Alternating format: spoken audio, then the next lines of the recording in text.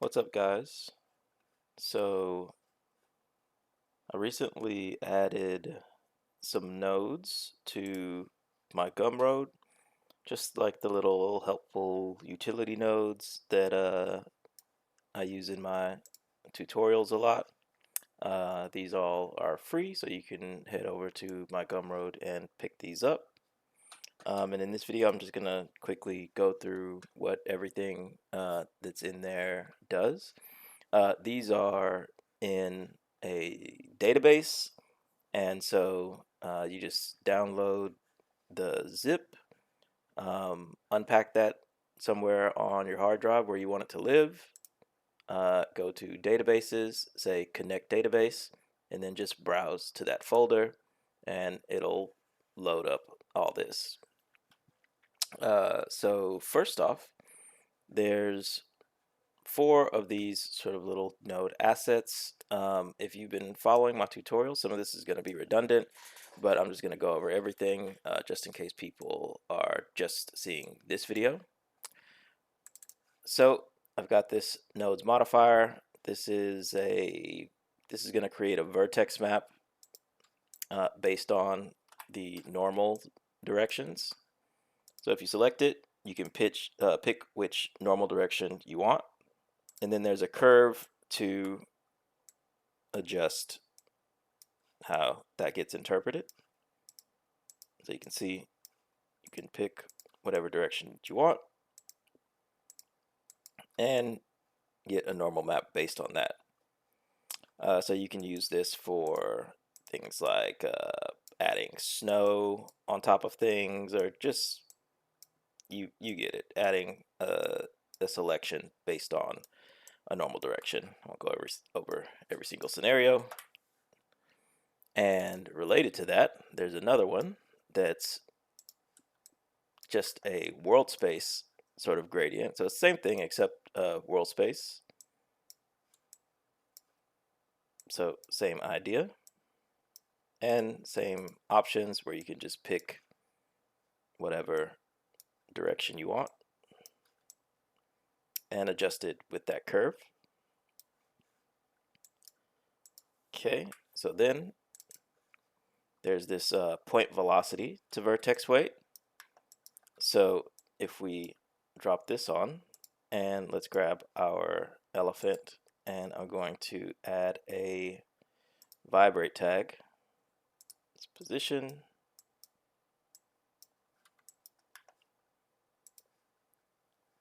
And if we grab this, you can see we've got a few options. You can see as he's moving, the velocity, position velocity is affecting this vertex map.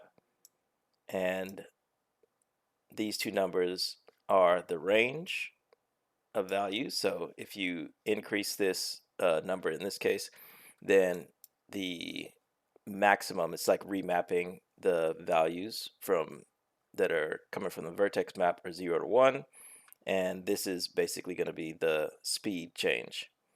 Here it says include transforms and include deformations. So the overall object moving is basically this checkbox, but then if we were to create a displacer and put that before this guy, and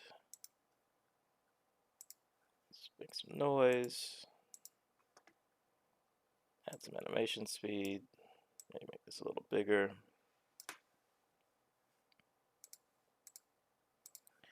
And let's maybe turn this off.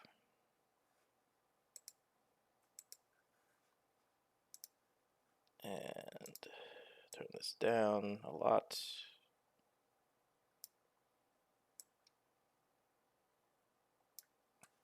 There you go. So you see that the speed of the point movement is creating a vertex map. So you can have one or the other or both.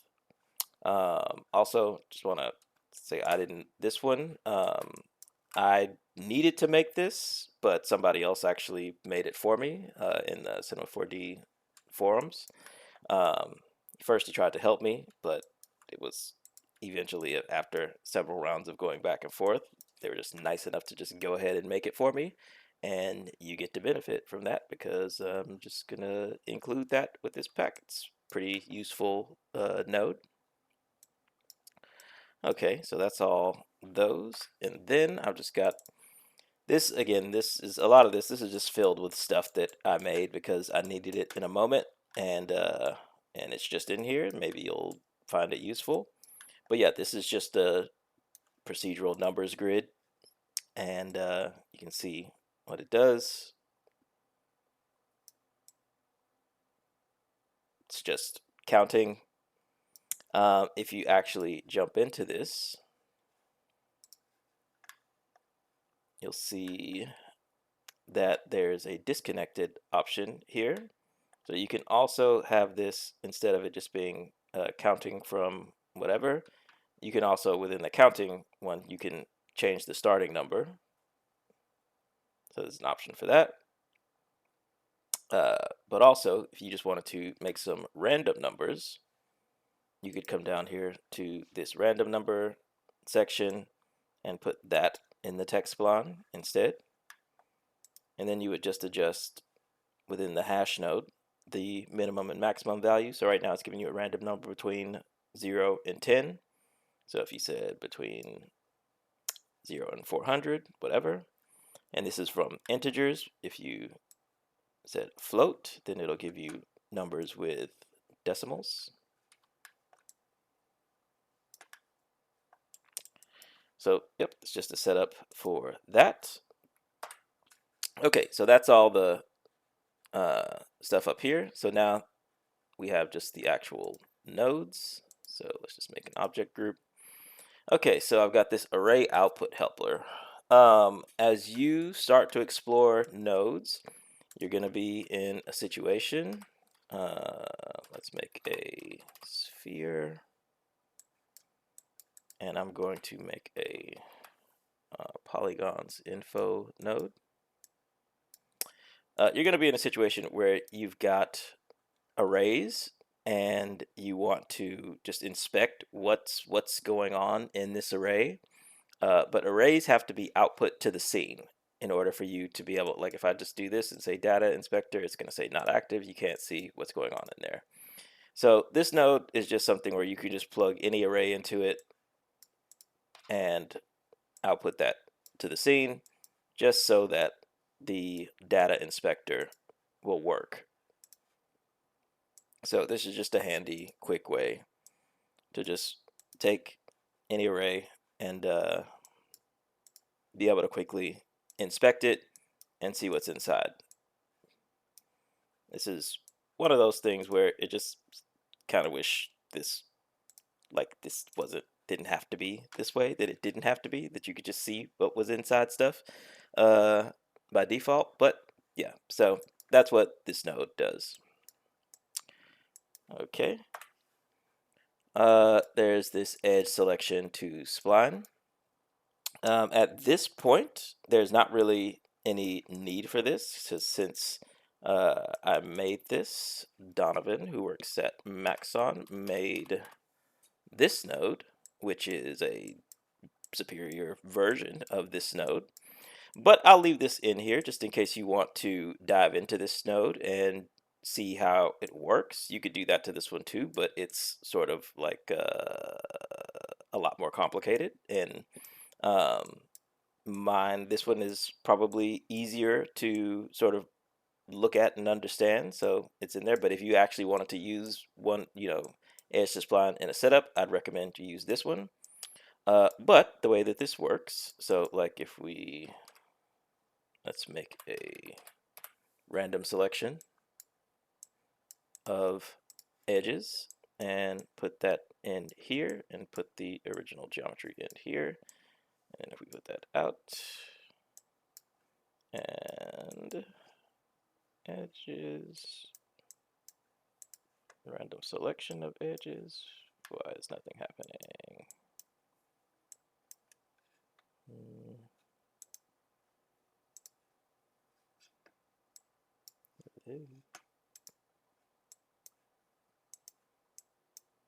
Well, well, maybe you really shouldn't use it because it's not working. Oh, it's just really small. It is working. Just kidding. Okay, so yeah, it'll just take an edge selection and turn that into splines. So just like the typical edge to spline tools, except it respects selections. But as I said, that's what this node does also. So you just put this in here. And if we put that in here, you need to specify. You can put active or default. So, and it'll do the same thing.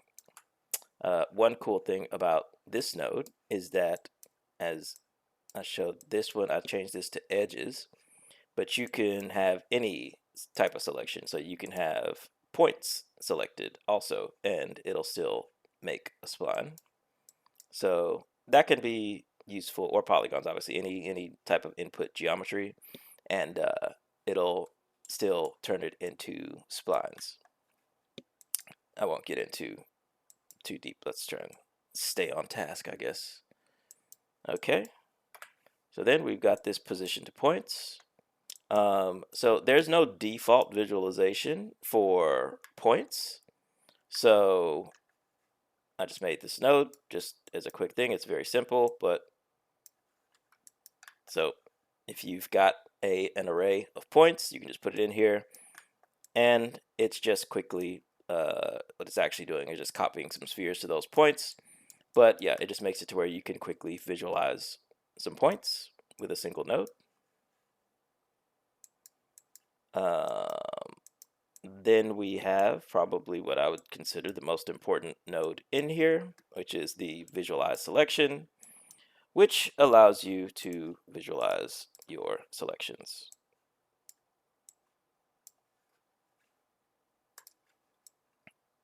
So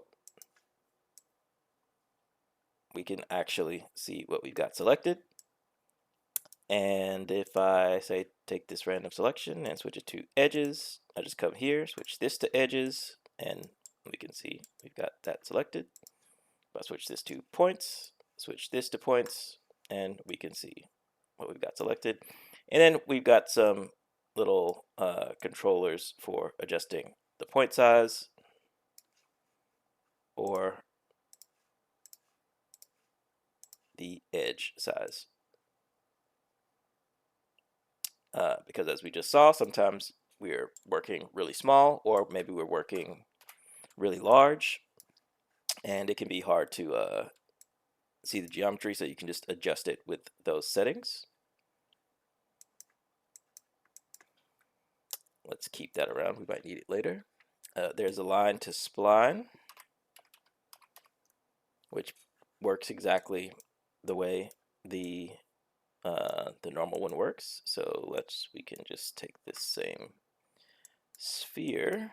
So let's first just look at this and do this, that, and maybe have a little less of those, just a couple, and spline in here, and this here, let's put that there, maybe bring this down, and there you go. So that's what that does. Maybe a sphere is not the best one. Actually, let's just do a cube, just so you can see that that is aligned. Okay, so that's what that does.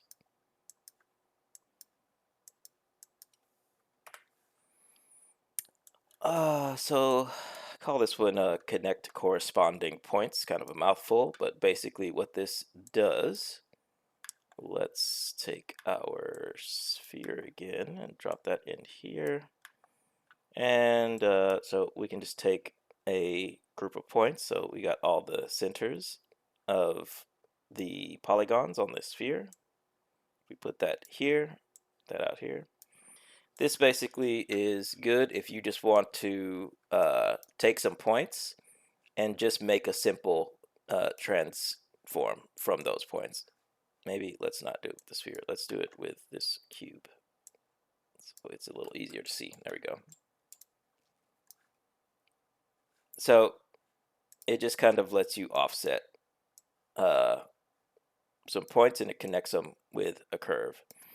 And then it also has controls for then trimming that curve from each end. So just takes as an input any set of points, and then you can just offset those points connected by curves, and then you can trim from either side.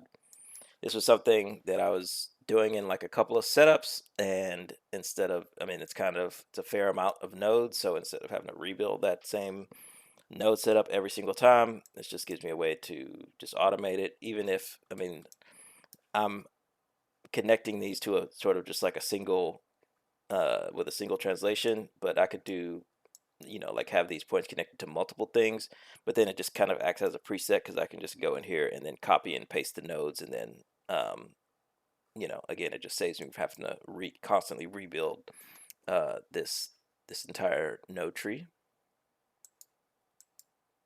Okay, so that's what that does. Fill hole does exactly what you would expect. Let's make a cylinder, and let's do a select facing.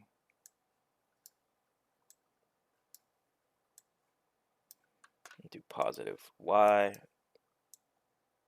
and we can visualize that selection. Let's see, we got the top selected there. And delete those top faces. We don't need to visualize this anymore. And then I'm going to do a border selection to select that open border of the geometry.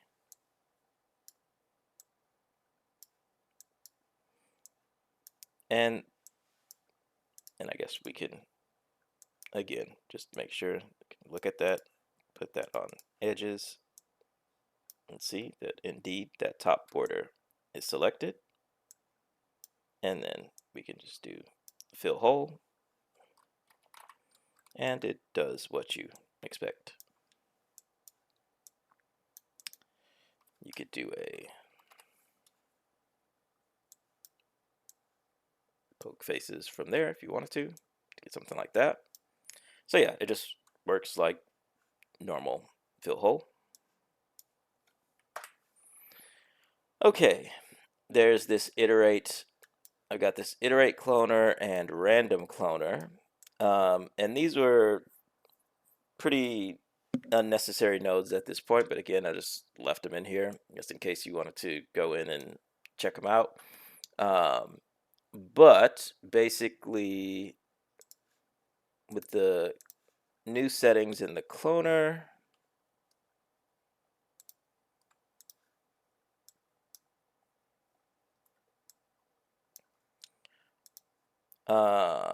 if you go to advanced and we just create a distribution, I think when this first came out, I just overlooked or didn't see that it has this clones from distribution checkbox, where within here you can just pick which clone mode you want.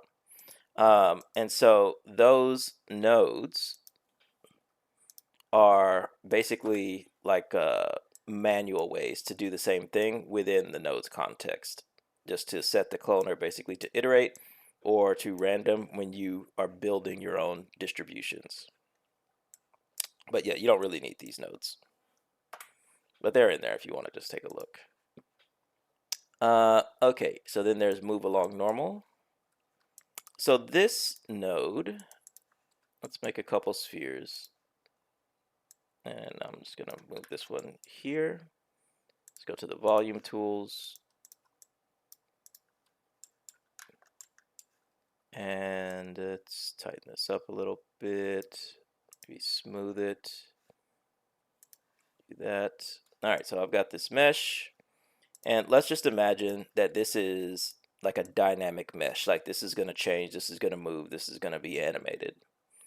And I want to offset this mesh, but have it also be dynamic with it. So let's go into nodes, make a nodes mesh, and I am going to come in here and say add a object link. And in that link, I'm going to drag this mesher. And then in here, I'm going to grab this move along normal. And just output that. And so then, I'm going to drop this on here.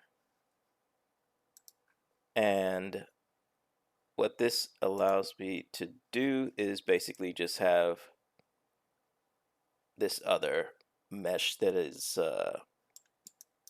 that's just offset from that mesh in a really easy way. So it's just the move normal that you have. But the cool thing about this is, like I said, this is dynamic. So as this mesh changes,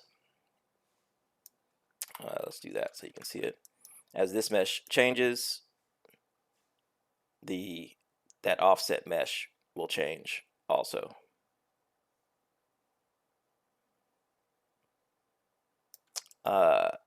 And the use case where I used this was that I was cloning some objects in a volume, but the clones were, the clones are using the like the midpoint of the object, not the bounding box. So like the edges of the model were sticking out of the edge. And so I just used this to basically have a secondary dependent mesh that's offset on the inside. So then I have control over where those clones are going to show up, and so they won't be penetrating the outside mesh. It's good, like if you want to put bubbles in something or something like that. Like if you had a fluid mesh that you wanted to add bubbles and have bubbles be inside that mesh with like a cloner, then you can use this to just like have an offset mesh. I'm sure there's a bunch of other ways to use it too, but that was the one there. That was the use case where I was using it. Okay. So then we've got pattern selection. So this one, I guess we can probably use this cube again. Let's clean up. Let's give it some divisions. Maybe about right there. So this has a few settings. Here in this geometry, there's already like a built-in select bounding box in here that is basically targeting the middle of the object. So if we do that and then visualize that selection, make sure this is set to polys, and let's bring this down to 1. So, or if we bring it down to 0, then you can see we're just selecting the middle face loop right here. And basically what this node does is it just grows out, but it grows selecting every other element of whatever, or faces basically. So in this case, it's just going to do like that.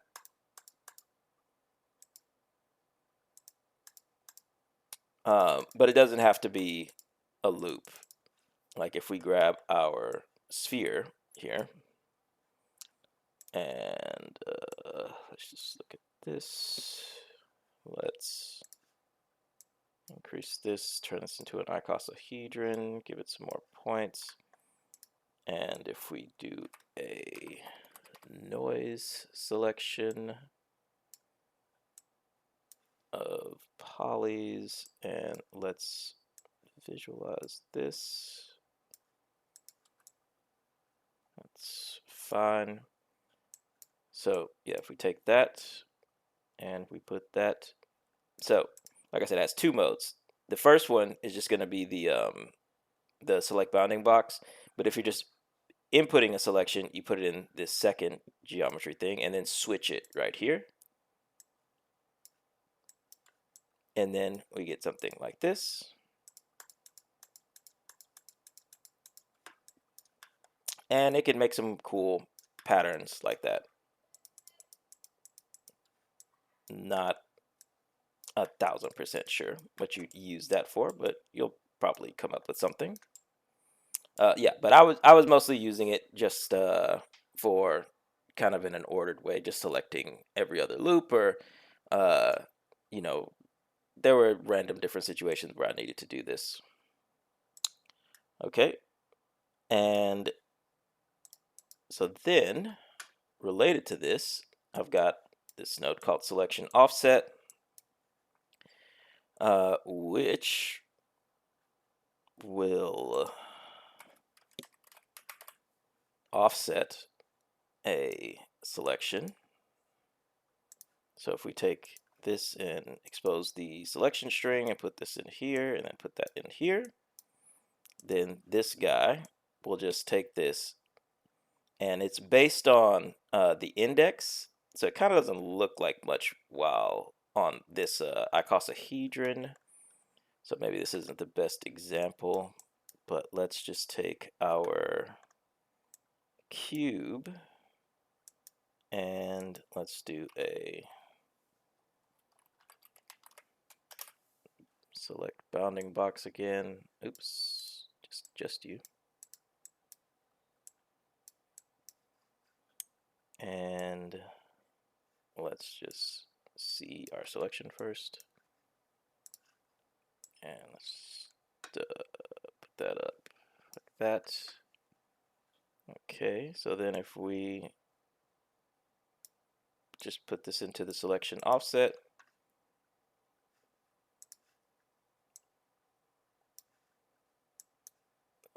and actually connect that to there,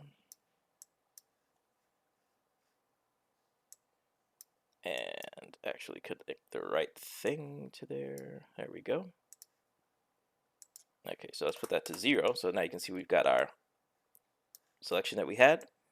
And as we start to do that, you see we could just like, at a certain number, we got, yeah, like at -9, we've got the,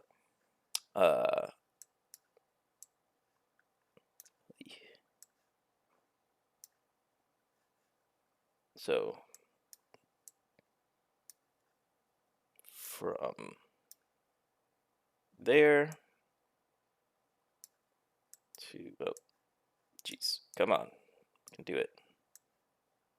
Okay, so there to there, that's what I was trying to show.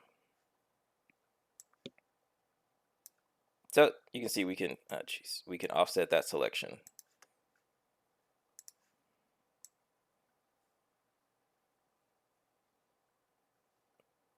And this is helpful, like if you say you've got this selected and you just wanted to, if you wanted to grow your selection, but you only wanted to grow like one down, then you can do a selection offset, then store that selection, then just add those two selections together or something like that. So yeah, just random utilities, and things that I did enough times, wanted, was in a situation where I'm like, oh, I just want to select this next thing over. So eventually it's just like, okay, time to turn that into a node.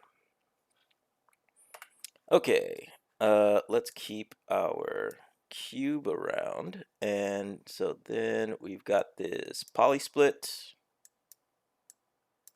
Let's clean up a little bit. Don't think I'm going to need this anymore.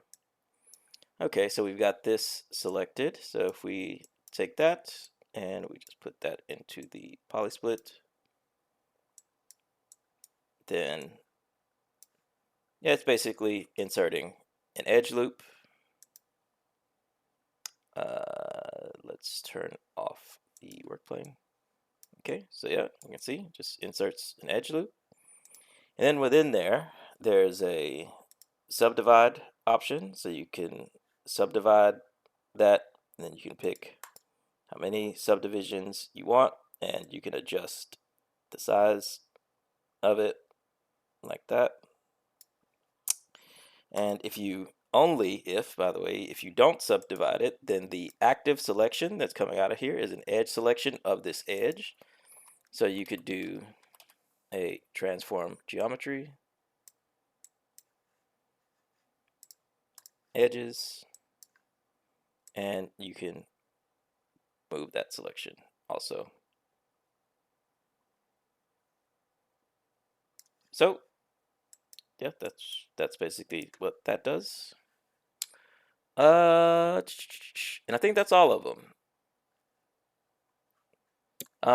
Yeah. So yeah, that's all of them. So yeah, I think that these are probably good, especially if you're just getting started with nodes. These are good learning tools. And they're definitely, especially like the visualization tools, are handy. I think that's one of the first major friction points you will hit if you are new to scene nodes, is really just kind of feeling like I can't see anything. Like all this stuff doesn't have any visualization. I hope that that's something that kind of gets addressed eventually. Um, but yeah, until then, we've got some nodes. So we got the visualize selection, we got the array output, and the positions to points. Those guys are really handy. And yeah, the other stuff is just stuff that I found useful. Maybe you'll find it useful. Again, you can get all this stuff for free over at my Gumroad. The link will be in the description. So check it out, and I will see you guys in the next video.